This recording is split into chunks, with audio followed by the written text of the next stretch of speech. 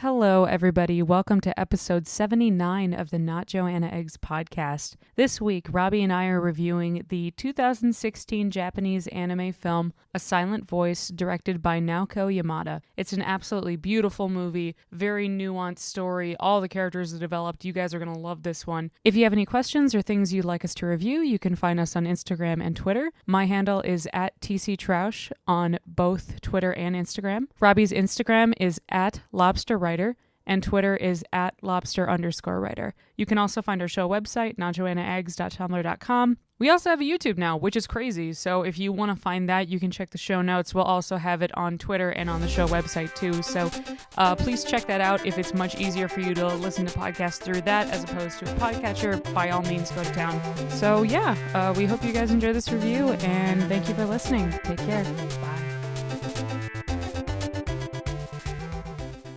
Hello, everybody. Welcome to another episode of the Not Joanna Eggs podcast. I am Tracy. And I'm Robbie. And this week we have a very anticipated movie for yours truly, as I really wanted to check this out. I mentioned it to Robbie, and we're just like, oh my god, I've been meaning to see that for a while. Mm-hmm. And we finally just decided, you know what, we're just going to do it. And it's, I don't know, I feel like this is probably a long time coming, because I remember hearing about this movie, and I feel like you probably did too. I actually only heard about it recently, so... Really? Like, yeah. Where did you recently hear about it? I think it was advertised on Verve's Twitter. Oh my god, was it on Verve this whole time? Was it? Oh no. God. Well, I'm gonna look I don't now. think so, because I was looking it up and I couldn't find it like streaming for like an actual rental or something, or like on a service like not Crunchyroll or whatever. Oh, by the way, that's a hint. This is an anime. Yes. and I'll just tell you what it is. It came out in 2016, and it is called A Silent Voice, or The Shape of Your Voice, I think. It's A Silent Voice or Shape of Voice. Shape of Voice, yes. Yeah. Shape of Voice, the movie, which I believe is based on a manga of the same name that came out originally, and then this was an adaptation. So the basic thing is, it starts with this kid... Well, so it starts with the kid who's thinking of killing himself, and he stops and he thinks back to, like, middle school, basically, when this deaf girl joined his class, and he bullied her, and eventually caused her to leave school. And because of that, then his class ostracized him, because he was trying to sort of make them also complicit in the whole thing. Yeah, there was like an investigation that happened after the fact. Yeah, they were. But they threw him under the bus because they're kids and they don't care. Yes. So, and so then it jumps back into him in high school, being sort of regretful of this and trying to make amends to this young woman, as they're now both in high school. And so along the way, he makes friends with her, makes friends with her sister, makes friends with Japanese Steven Universe. He looks exactly like him, though. He does, and he acts a lot like him. He acts a lot like him. He's even prone to crying, but his hair is kind of green tinted, but like, if he had the star on his shirt, it would have been exactly the same. Yeah, no, it's pretty much the same. Exactly. So it's him trying to, like, make amends and, like, apologize to this young girl, and also, like, learning how to sort of make friends again, because from the time after she left their middle school or whatever to basically the end of through most of high school, he was also sort of treated as an outcast. I don't think I've ever seen a movie that has done that, like where it takes the perspective of the bully and just shows like, oh yeah, these are called consequences. If you treat people like garbage, this is what happens to you. I do like that, right? That it takes it from the perspective of like a bully who then sort of gets everything flipped back on him. Yeah, like, as opposed to like going on like the girl's perspective or whatever, and like showing how she overcomes adversity, and she's like, well, F you, man, I'm gonna do X, Y, and Z. It's like, no, like she's always been polite to him, and he was just a shithead little kid and was like treating her like garbage. And it's it was weird. Like, this is probably the most realistic depiction of bullying I've ever seen in, like, I don't know, like it brought me back a lot to middle school. Really? Quite a bit. I don't know. Well, this probably won't come as a shock, but like I feel like most people have experienced some kind of bullying, at least within the American school system. Probably within God knows how long. Probably as long as we've had it, honestly. I don't know why, but it kind of seems like when you're at that age, like I think it's supposed to be elementary school, and it's just like there's just this weird sociopathy that tends to happen with kids roughly that age, because they are smart enough to be able to just be like really crappy to each other and really make it sting, but they don't really experience actual consequences for it outside of like being told by their friends or whatever, or being encouraged by their friends. Right. Yeah, I don't know. Did you ever experience stuff like that back back in the day or like see it happen? No, not so much. Not really. You never saw that? I mean, I went to a small private school Oh, until that's true. high I went school. to public school. Yeah. I went to a very public school. I did not. So, like, everyone in my grade I knew from basically first grade to 8th. Really? I didn't Yeah. realize that it spanned that long. Well, I went there since kindergarten, except I did half-day kindergarten, so a lot of my Yeah. friends in first grade were people who were in full-day kindergarten, which I was not in, so I didn't really meet them until first grade. I see. But it was like fairly religious too, right? It was absolutely religious. There was a church attached to the building. It was absurdly religious. It was quite One religious. might say excessively religious. It was tautologically religious. Yes. Let's go with that. Let's see if I use that word right. I don't know if that's the word, but let's go with it. That's like the most basic plot, though. Yeah, that is the most basic plot. Like, it's like on paper it's very simple, but the thing that I really like about this movie is that it doesn't explore just one type of bullying. It's like a whole gamut of bullying. It's not just like the physically abusive kind, like verbally abusive or psychologically. It's also like gossip and, you know, just like teaming up against other people. It's really sad because I'm sure that a lot of people have experienced this kind of thing too. But it's just like worse because like there's no intervention that's happening with the teacher that's there. Like when they're going through the flashbacks and stuff, I'm like, God, this guy sucks. Like the teacher, he may have like tried to verbally reprimand him, but he never actually did anything. Yeah, the only moment until the principal intervened. Yeah, right. That's the only moment at which he really like takes a stand. But I think that's one of the things that this movie like does really well, especially early on, is like when someone fails to like intervene or speak up, right? Because that's what they ping Kawaii for. Oh God, yeah. She's just like a holier than thou, like always the victim and everything. She never really like directly made fun of. Okay, so we should probably talk about characters' names. Yeah, let's do. So the main characters are Shoya and Shoko. Yeah, that's it. So Shoya is the boy who was a bully when they were kids.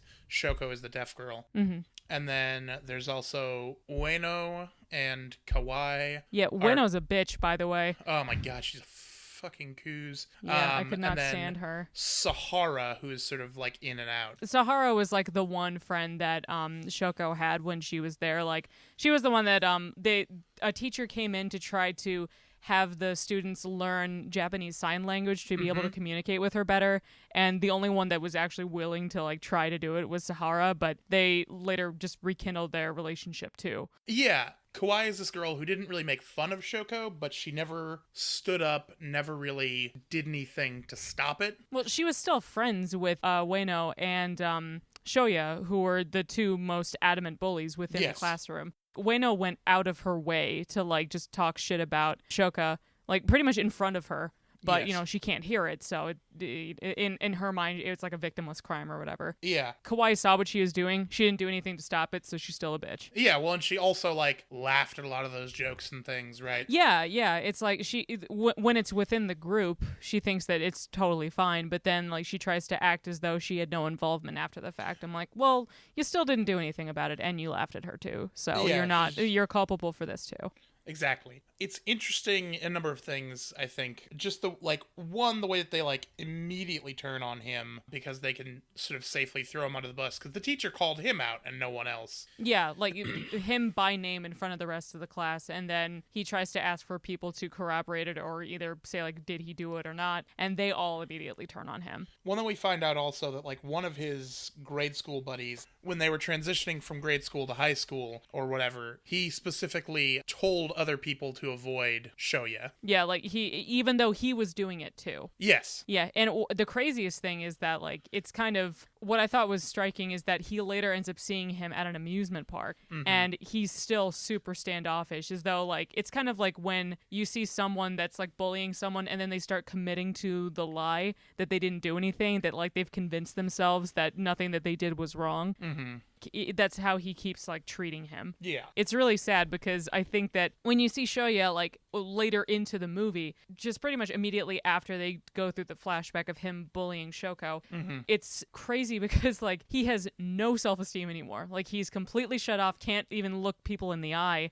He becomes hyper self-conscious and super insecure. So he just doesn't bother trying to interact with people. Hence he sees an X over everyone's face. Yeah, I loved that. I love that too because it's like that's kind of of like, if you are super insecure, because like I've definitely been here before, like back in the day, I had a lot of trouble maintaining eye contact with people too. Like, it did not have great self-esteem. And that's just kind of like, you almost feel as though like that you shouldn't even be bothering them, that kind of stuff. It's weird. And it's like, at least within the first 15 minutes or whatever of the movie, or like, oh, technically probably the first 45 minutes, because this movie is a little bit long, I didn't think that anything should have been cut out. I think it was exactly the length that it needed to be for the story that they were trying to tell. Everything fit.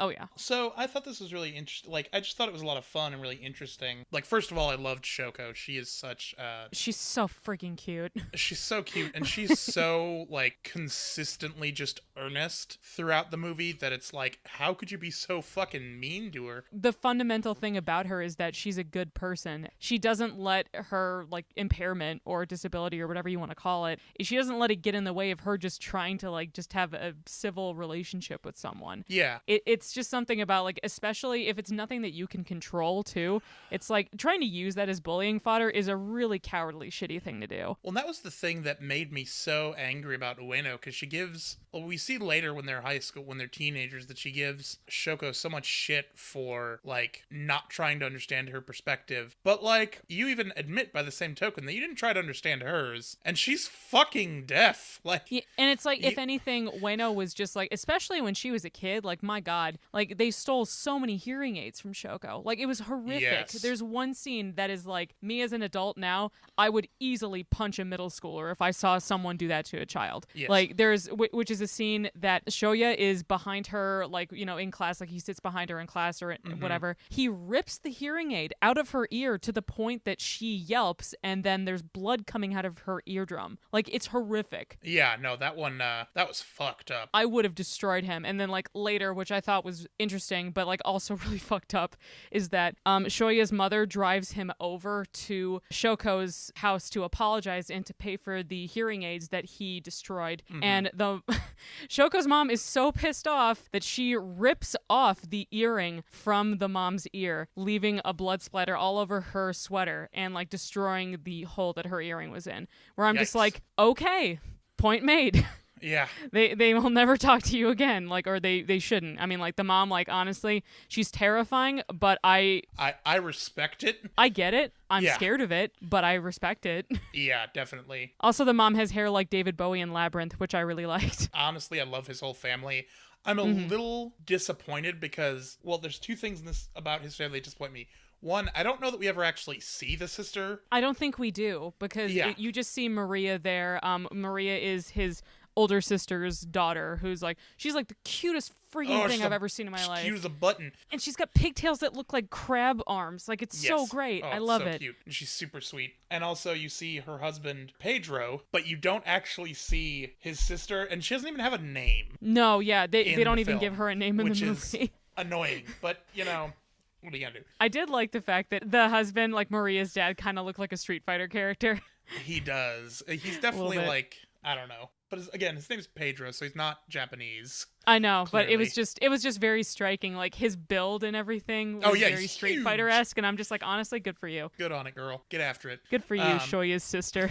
Wherever you are. Wherever you are. Whatever you are. Oh, my God. Oh, but one thing about... I don't know if I've ever told you this story.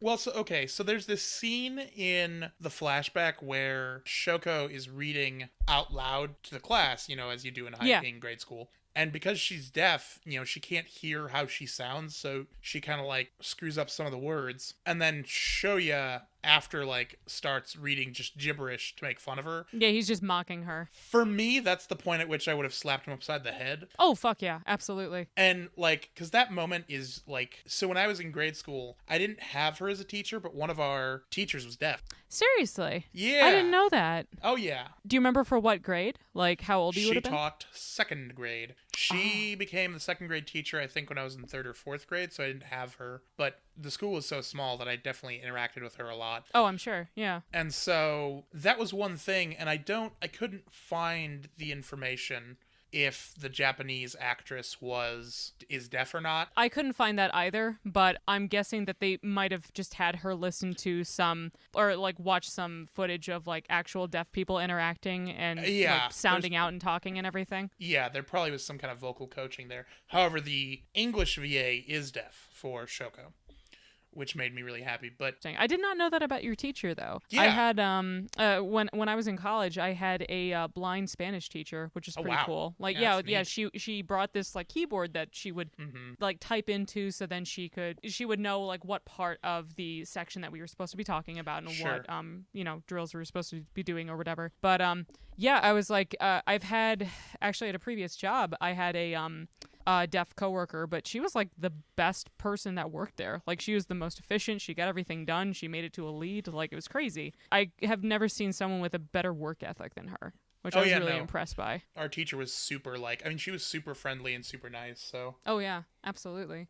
And this is just kind of like a fundamental thing too, because like, listener, in case you don't know, I was a chubby kid when I was growing up, in case my constant mentioning of pies and cakes and stuff did not indicate it. But like, yeah, I was teased for stuff like that too, but it's like, it's not okay to try to use that as like fodder to make fun of people, like especially when you're growing up, because that kind of shit stays with you forever. Oh yeah. And like, it's just it was really interesting to just see the bully having to go through all the consequences of that stuff, because I've never seen a movie that does it like this does. It follows it over like the entire school year basically. Well, and I think one thing that's super interesting and important there, like again, you said it follows them their whole life, so like we kind of throughout the movie get this sense that like Shoko has sort of like issues because she has like issues of self-worth as well, because she's deaf and she was like bullied as a kid, right?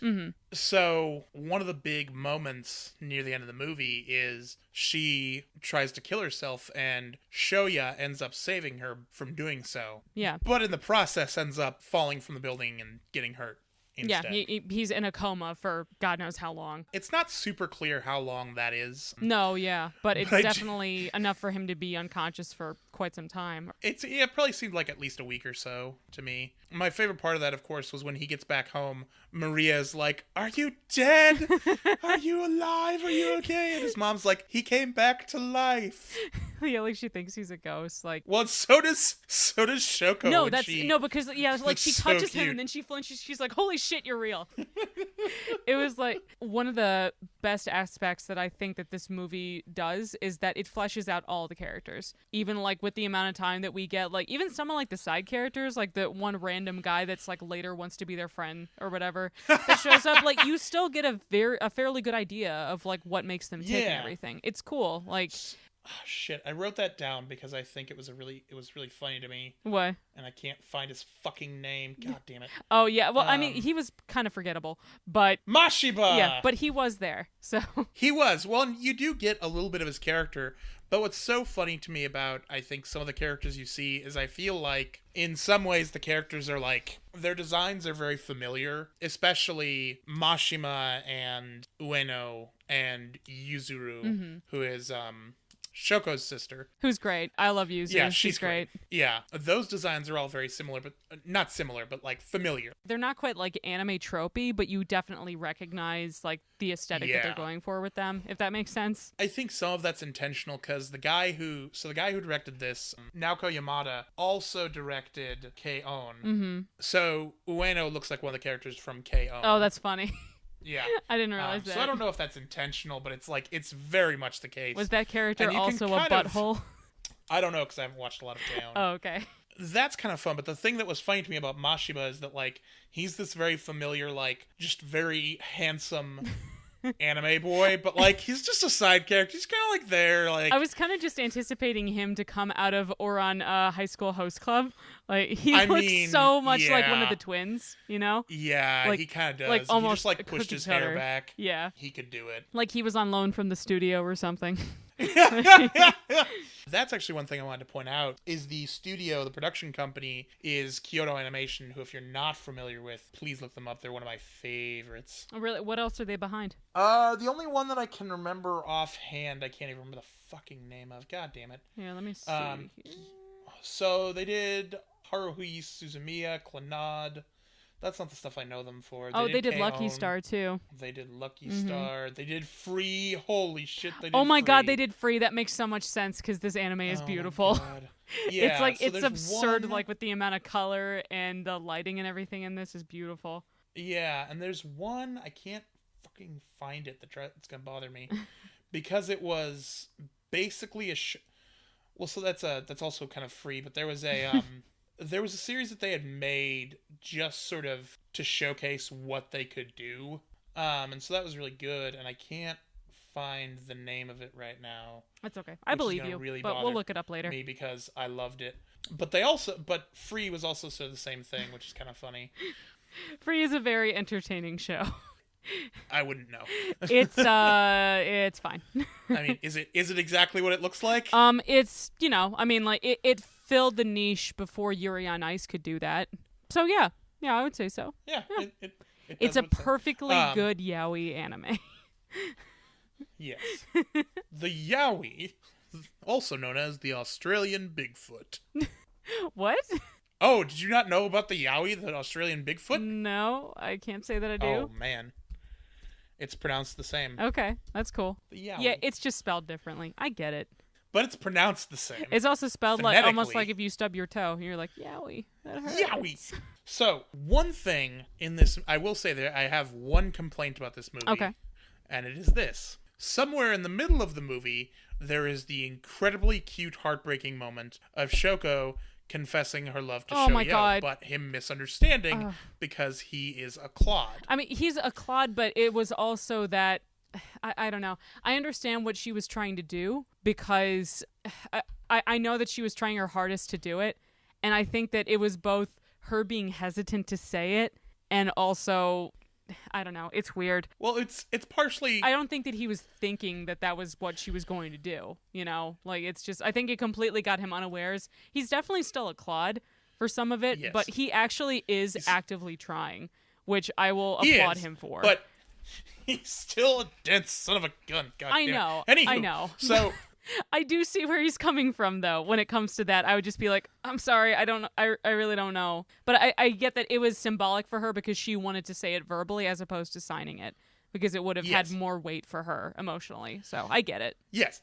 But what I'm saying is, so she confesses that she loves him, and then, aside from how great it is when she goes home and she's, like, talking with her sister and kicking the bed, which is, like, both extremely cute and, like, an extremely relatable teenage moment. Oh, yeah. Kicking the bed. God.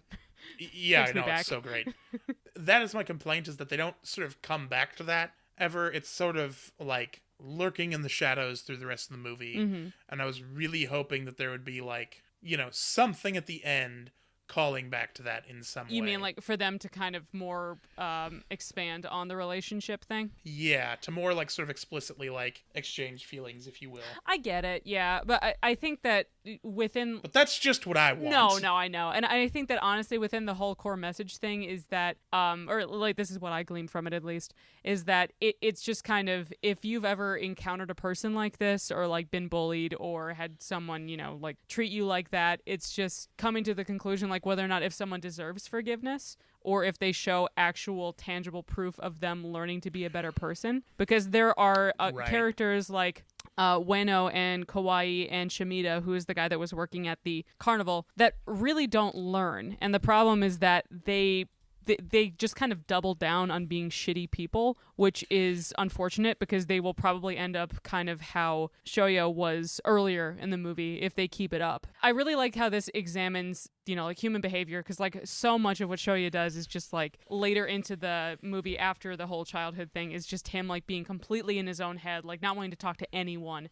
just like avoiding everything. He like when he sees Japanese Steven Universe getting like this guy's trying to take his bike from him or whatever, he tries to stay out of it, and I'm just like, dude, go over there, please. Like, you can prevent this from happening. And he does. And he loses his bike in the process, but he gains a friend, which is more valuable. He also got his bike back because Japanese Steven Universe is a real mensch. Yeah. Oh God, he's just like the best. I honest to God love him. He was great. Like, I love a lot of the characters in this movie, but he's definitely among my favorites. Absolutely. Just because he is Japanese Steven Universe, and he has like the same sort of like, well, what I mean is like he has the same sort of like exuberance and goofiness. Like, he likes the authenticity. Like, he wants to be able to just kind of forge a friendship with someone, you know, because like they're both loners too. The scene that got me was when they're sitting there like eating fries, and he asks Nagatsuka what is friendship. Mm-hmm. And he dips a fry in ketchup and then holds it like a cigarette. Oh God, it's great. I love it. Gives him this diatribe about friendship. Like, you absolute dork. What the hell? But I loved it. He sold it, and I was like, you know what, man? Good for you. Yeah, man. It was so good. It made me very happy. It is really interesting that later into the movie that like after he saves Shoya from trying to kill herself and everything, and then they talk to each other on the bridge, like he really does formally apologize to her. He's like, look, I'm so sorry for the way that I treated you. I was a complete asshole, everything. And like I will be honest, I did cry because I was Oh yeah, I cried a few times. It was just so nice because like sometimes I don't know if you've ever like lost a friendship or something like because of interactions with people like that or whatever, of them mistreating you or something, but it's just like sometimes you're just like, oh, I really do kind of miss those people sometimes, but they just committed to being a D-bag and I can't get over it. And you know, like it's just like when you get into your mid-20s, a lot of it is just kind of like you start to really kind of find out who your true friends are, and it's it can be depressing, but at the same time you know, get stronger after the fact. And it's just like, it was so sweet to just actually see him do that, because in the beginning of the movie, I was like all about like, oh God, I want to punch this kid, because I really didn't even see like, he was just bullying her because he was bored. Because he was a bored, shitty little kid, and he was bullying other people with his friends too. But then it's like, eventually he's just like, this is not a good way to go through life, and it's not worth it. And I did this to her for absolutely no reason when she was just trying to be decent to me. And I thought that was just, it was so sweet. Like that's the kind of pathos I come for, Japan. You keep delivering, I'll keep buying. Oh God, it was so sweet. I cried really hard because like Kent was playing a video game at the same time, and he's like, "Are you okay?" I'm like, "Yeah, I'm fine." Because I had my headphones in, so he had no idea what was happening. But I was just like, "Oh my God, they finally resolved their problems."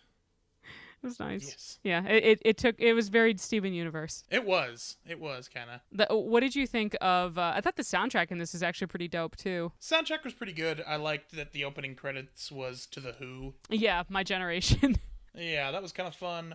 I also just thought that scene was like, again, like referring to Kyoto Animation, there's just such a well animated scene. It was a lot of fun. Yeah, it was like, what is it with them and just really good lighting? Like every single frame of this was so well lit. It was really it was so pretty. It was just like everyone's got this kind of glow to them. Yeah.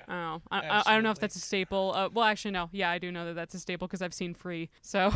They also did Beyond the Boundary, which isn't the one that I love. Oh, that's the one? Oh, they did Beyond the Boundary. No, that's not the one, ironically. Oh, okay. I still can't find it. That's okay. I'm sure it'll come to you soon. Nuts. Do you think that there were any truly unredeemable characters in this movie? Like if you interacted with Shoya, like say if Shoya was the person that had done that to you when you were a kid, would you have forgiven him? It's hard for me to say, right? Because I've never been in that sort of position. But also I do like it is sort of fundamentally a thing for me that I believe that people can change and can be better. So like forgiveness in some ways is important to me. Yeah. So, and you know, I think that I also think that there are perfectly good and reasonable times at which forgiveness is not possible or not, you know, necessary, right? Like we say that like some people like to say that like forgiveness is necessary to healing, and I don't necessarily think that's true. I think it really honestly depends what was done and if there's any tangible proof of the person learning from it or owning their behavior. That's kind of subjective, you know? Yeah, and that's kind of like my feeling as well. Yeah. So it's hard for me to say. Yeah, me too. I think I'm pretty much in the same camp with you, but God, when he was a little kid, that was fucked up. Just so cute. It was just like, it would have been one thing. It's like, say like you're watching like a horror movie or something, and then you're like trying to figure out like, oh, it's because this happened. Like say I watched this god awful Netflix show called You. That's like, it's just super trashy. Oh God, it was terrible. Yeah. Are you familiar with it, Robbie? Did you hear about it going around? I've watched a fair chunk of it. Fuck, God, it's so stupid. It's like you're trying to get some kind of pathos with the character because he's like the main character of you is such a bastard. Like he's just kind of super narcissistic and like sociopathic, and he's just stalking women left and right and everything. You're trying to figure out like what was the core reason for him doing this, and you're just like, oh, it's because he was raised by a abusive father figure or whatever or something. And I never really got that when I was watching A Silent Voice. I was like, is it just because he was a shitty kid and then he learned from it that like he just got over it? Because we can see that like his mother is just like not having it. So like the instant that she finds out what's going on, I think like he was just, you know, trying to evade being, you know, detected and stuff just because he didn't want to have to deal with it. And then later, it's like, I think that that's why he was more apt to be able to recognize his own behavior. If he did come from like either like an abusive background or something, it may have been harder for him to kind of recognize his part in everything and like try to learn from it. That's just me. No, I agree. I think you're right. Yeah, well, thank you. I appreciate that. There's a bit of silence there, and I was like, oh God, did I say something too controversial? I don't know. No, you're good. I'm just obsessing. Oh, okay. I was like, are you still trying to find that one anime? I am. God damn it, Robbie, we're having a conversation. You're having a conversation. Yes, I am. Yeah, God, I really, really did hate Kawaii, though. She's probably the worst, because, like, Ueno actually does kind of learn from what's going on, like, because she does take care of Shoya in the hospital, but Kawaii just doubles down on being a bitch. Well, Kawaii she apologizes, but she also just continues to be complicit in everything. Ueno even, like, at the end of the movie, it's really funny. She's using sign language to call Shoko a dumbass, and she just starts laughing and signing back at her. Yeah. Making sure that she's doing it right. Really, she was trying to say idiot, and she was like, ba-ka? But again, she was doing it wrong, at least tried. But she did it in sign language, right? So that meant a lot for them. Yeah, and she was trying to sign it out, and then Shoko corrected her, and they're just like, well, take that. And then she's like, well, I'm needed elsewhere. I have to go turn the Swedish meatballs. Oh God, it was it's where it's like in her own way she's trying to like show her acceptance by being a bitch. But whatever. All right, I guess that's most of what I have. Like, I would highly recommend this movie. I thought it was great. I love pretty much every single minute of it. The length can feel a bit much after a while, but I don't think any of it should have been cut out, honestly. I think that it was all necessary for what they were trying to do. Agreed. Any other closing thoughts, Robro? No, just that I love... Okay, so here's the one I will leave with, which is the best moment in that movie for Maria specifically is when they basically drag Yuzuru to their house to feed her. Yeah. And the tiny baby Maria feeds Yuzuru. Oh God, it's great. Oh God, she said it's the best. She put it was like takoyaki or something on like a toothpick, and she just holds it out, and Yuzu's not going to be a dick to a little kid, so she's like, okay, I'll do it. All right, well, I'll eat this. But like, no one could be mean to Maria. She's so cute. How could you? Like, look at her. She's wearing a crab shirt, and then she has crab claw shaped braids. No one should be mean to her. If you're mean to her, you're a bad person. You deserve nothing. You're going straight to hell, and I will laugh at you as I see you go. I will drag you there myself. On my crab cherry. It will take a long time because they have to walk sideways. Yes, they're not swift. Yeah, I don't know why I designed it that way. This is not my most effective method. Their harnesses keep overlapping. Their legs keep getting tangled. This was a mess. I shouldn't have done it. This was just my worst idea today. Oh, God. But yeah, highly recommend it. Also, I want to note, I watched this in the original Japanese with English subs. Same. I think that that's probably going to be the superior version. I don't know. I'm just saying. I think that the emotional beats will probably hit a lot better on that version, but that's just me. Yeah, I don't know. It's hard to tell. I would like to see the English version, but I might buy it. Yeah. I mean, honestly, I might buy it too. Yeah, like, that's the problem. Okay, I will say this. I wish that this is more easy to access online, because most of the places I saw, you have to just buy it outrightly. You can't rent it. Yeah. Which was kind of a pain in the ass, but whatever. Yeah. I think the digital rental is actually, like, not a bad idea overall, so... It didn't really let you do it, though, which was kind of annoying, because I checked Prime, I don't think it's on any, like, major streaming thing. I'm not even sure if it's on Funimation or if it's on Crunchyroll or anything else. Yeah, in general... Oh, I'm thinking of the wrong studio. That's why. I'm dumb. What was the show you were referring to? Hanasaku Iroha. Oh, and they didn't do that? They did not. That was PA Works. Oh, okay. Which is also a good studio. Well, you know what? Hey, you tried it, and hey, they've made other... I also like KyoAnime. Yeah. I mean, they've also done some great like, stuff too. I like it. They've done Nichijou, which is the best. You can watch a man suplex a deer. Ooh, I'm intrigued. Yeah, I know. Why would he need to suplex a deer? Like an actual deer, or like it was possessed by a demon? No, just a deer. Okay. Oh, okay. I don't know how I feel about that. Unless it's attacking them. Listen, you can't spend too much time thinking about what Nichijou's doing. Okay. Because it's just weird. It's not really what he's doing. It's more like what the deer did to warrant him doing that, or if he just has so much unbridled rage that he has to suplex a deer. I don't quite remember how it happened, but yeah, it's fun. Watch Nichijou. I'll look it up. My Ordinary Life. Okay, good to know. Nichijou. Okay, well, yep, I guess that's it. Robbie, where can they find you online? As always, you can find me at Lobsters. Oi. All right, let's try that again.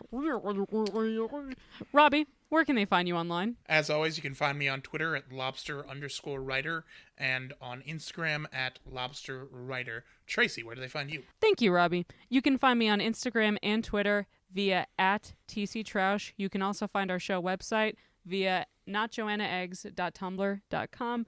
We still have a few more coming down the pipeline soon too. I think we actually have a couple of requests we need to check out. So, but yeah, we really do appreciate you guys listening so much. And if you have recommendations or anything you want us to check out, please contact us through Twitter. That is the easiest way to let us know what's up. Thank you again so much, and we will talk at you next time.